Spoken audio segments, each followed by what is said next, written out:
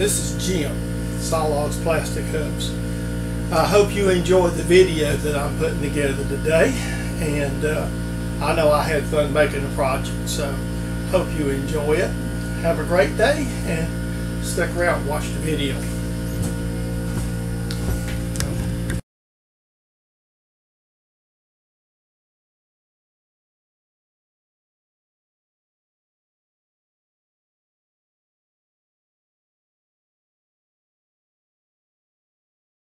Now this is some creative video work, so bear with me. But this is done underneath of my press as I purchased it. And what you see here, this is welded, you'll notice, this is welded to the cross member. This is the cross member, and this is the piece. Originally, when I got the press, see, I can get this to go in there. Well, I got it turned around backwards, actually. And this is how it was set up.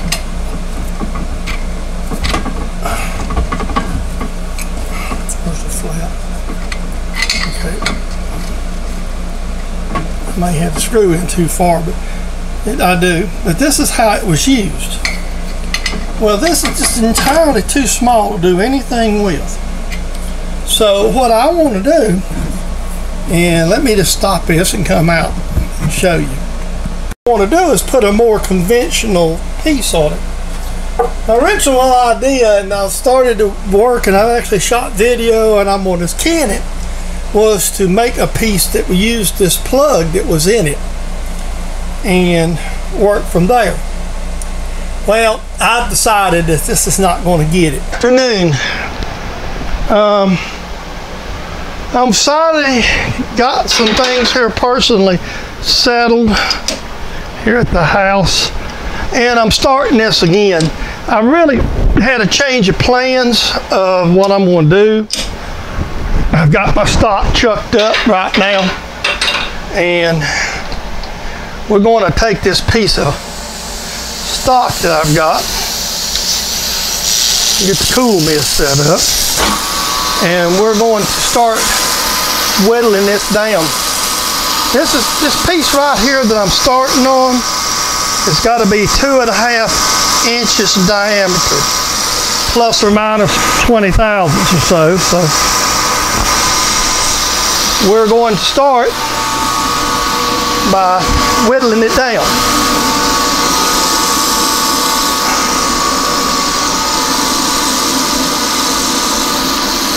And we got our cool mist going. I'm going to show you the first couple of cuts so you get to see what's going on. And we're going to use a good bit of this piece of material. This is another piece of 8620 that I have. This is a piece of an old transmission shaft. This is a scrap piece. It's been laying in my scrap bin. Henceforth, it's been outside and it's rusted and aged. And it's not that I've got a particularly liking of this alloy. This alloy has one distinct advantage. It is a free piece of material. As I carried it away from work out of the scrap bin. And this is what you would call in a truck transmission an auxiliary countershaft. And I'm taking about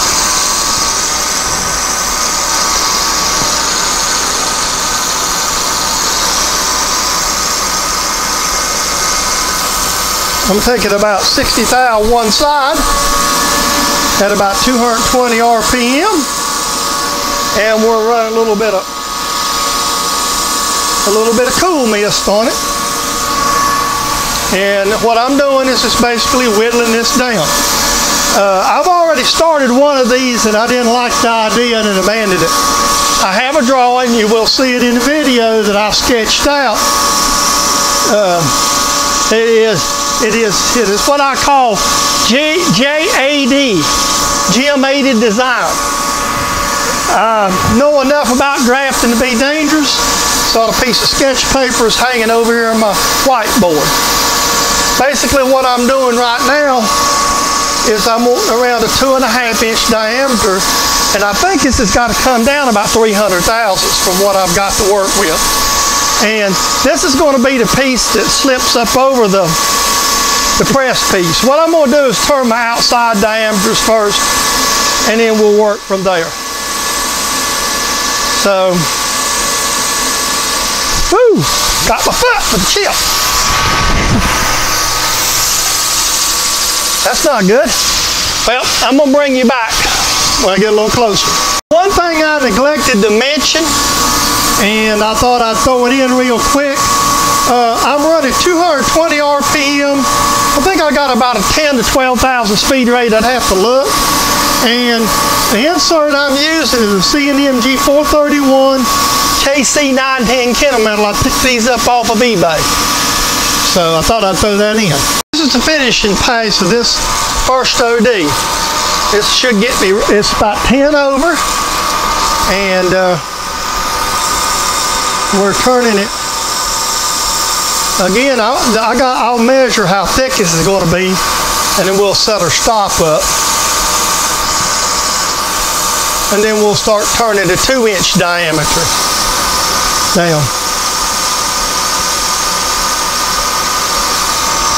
And the 2-inch diameter, the 2-inch diameter is going to be the press diameter of this thing. So, it might be a little bit smaller than the original plan said 2 inches, but this whole assembly is going to be around 5 1/4. So,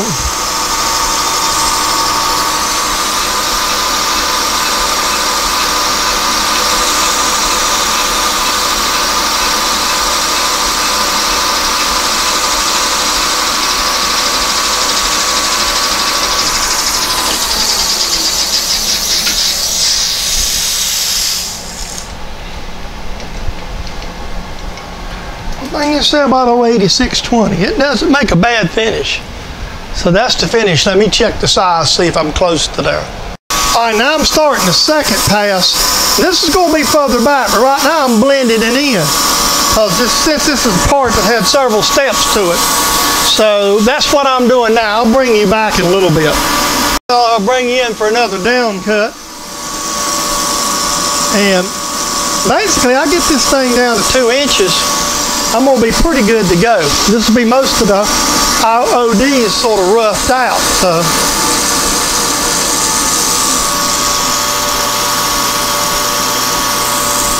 Cool mist is working really good. The part's not hardly even hot. So. This is a little Amazon unit you may have heard me mention, mounted to a Harbor Freight dial base. I just picked the dial base up at Harbor Freight, threw the rest of it away. $14 for the base. I mean, it's cheap enough. So, can't beat that in stick. Well, let me get you out of here so I can get to work. I'm going to run this about 5 thousandths under this because I can. I'm going to probably cut some of this off. I don't know where you can see with my camera position, but this part originally, this back piece of the part here, it was a bearing mount, a gear mount. A gear would be welded, ground and welded to this in the finished product. Up here at the front would have been a gear. That would have been cut on it. And it would have been heat treated and whatnot. This part's got so this place that's not cleaned up is a grinding relief that was put into the part, so you didn't have to get up against the shoulder.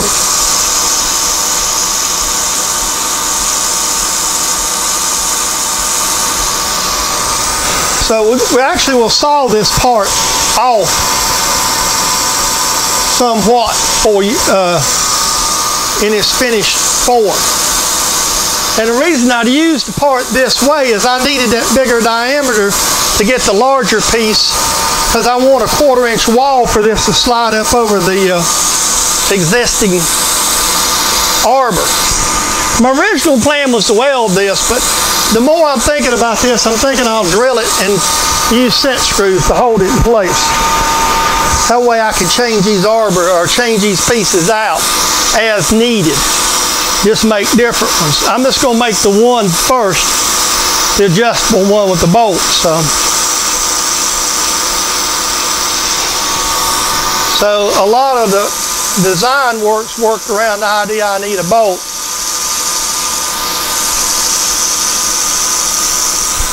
All right. I know that's good because I'll go back if I have to touch off and recut it, I will. But again, these dimensions are not, you know, bearing fits are super critical. Let's make a quick check. See, that's why I'm just using my calipers. It's roughly 2 inches. That's what I figured, just about 5 thousandths under 2 inches, which is good. Now all I got to do is set up and chamfer this. Let me get some of this mess out of my way. Okay, now we're facing, now I'm going in here and I'm just going to take the cutoff tool, cut this other end off. And this is some tough material, but the inserts will handle it.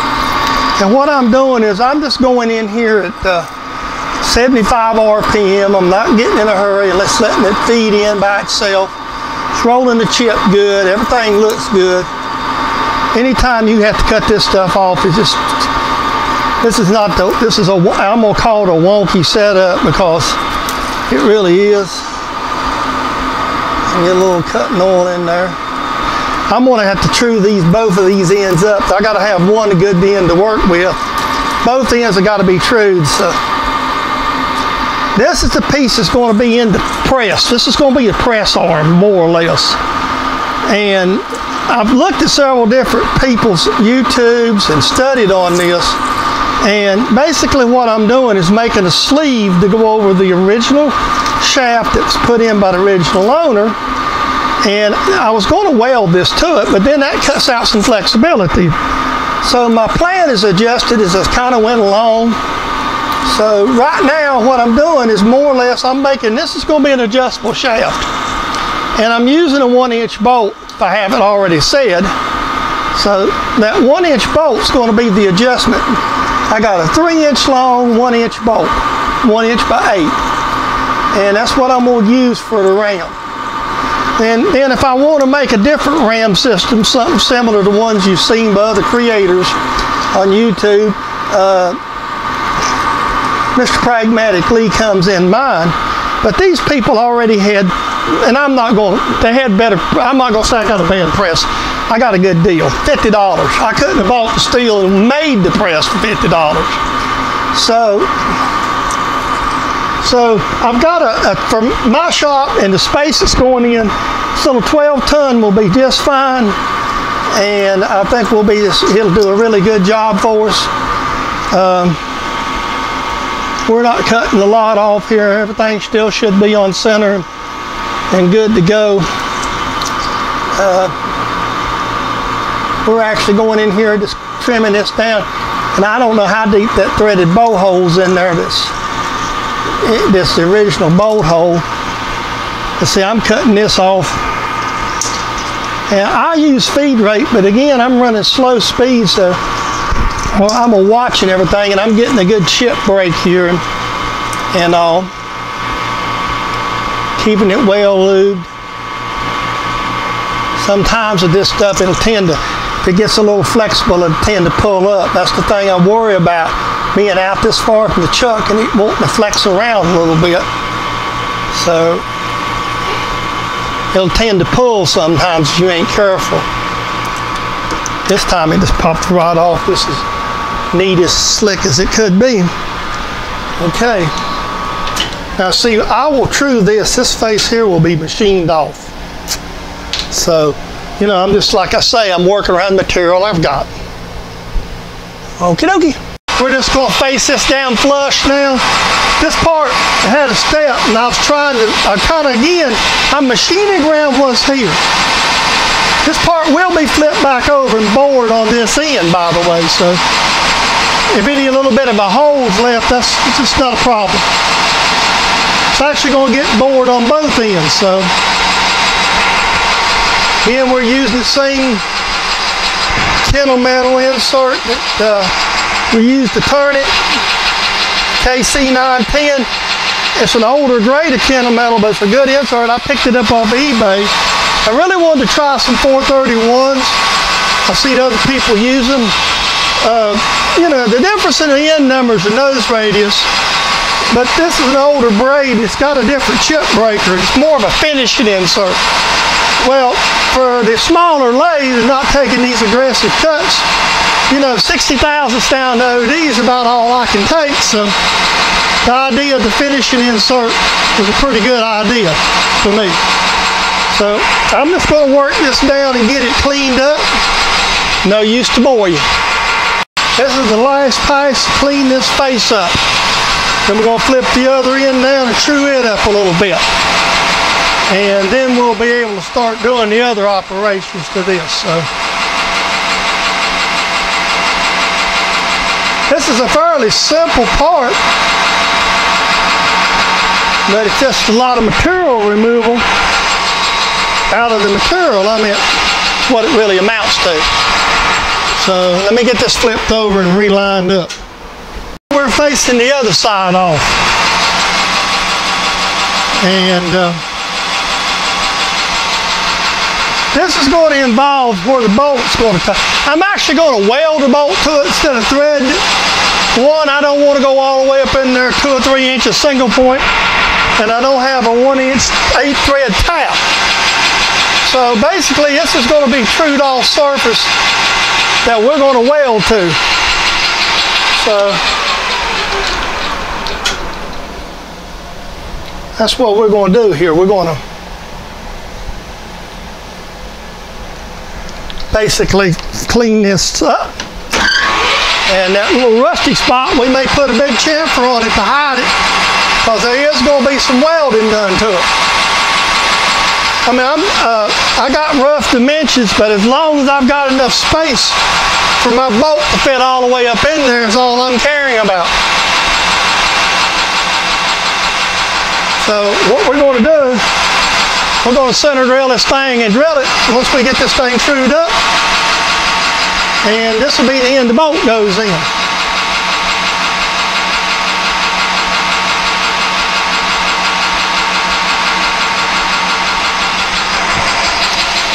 So I want plenty of a hollow. See if I got all of it. Just a little bit. It's kind of, I sawed this in because it was just an exercise in some difficult work holding. And in the lathe, it just wasn't going to be strong enough that I wanted to try to use parting tool. Sometimes you just have to sort of pick your battles. And this kind of be one of them you want to pick. So. And we want this to have something like a 2-inch bore in it when we're done. Now on the other side's a 2-inch bore. This won't. So we'll have to figure out all the ins and outs of the drilling. Alright, and what I'm going to do right here where this spot's a little rusted is I'm just going to take a file and blend it.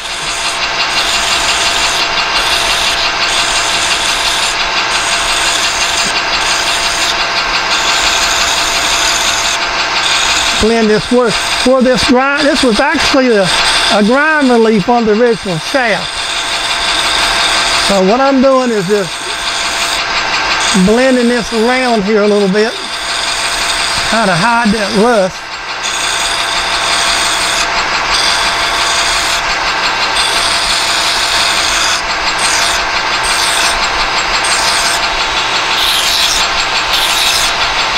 Till I get it filed off.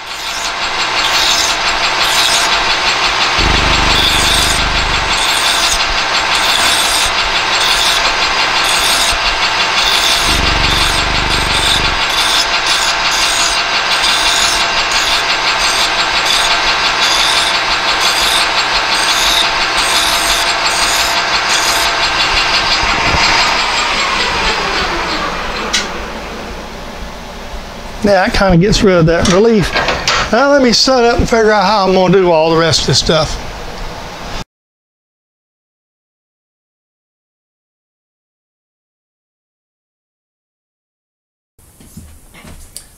I hope you enjoyed today's video. I enjoyed making it for you.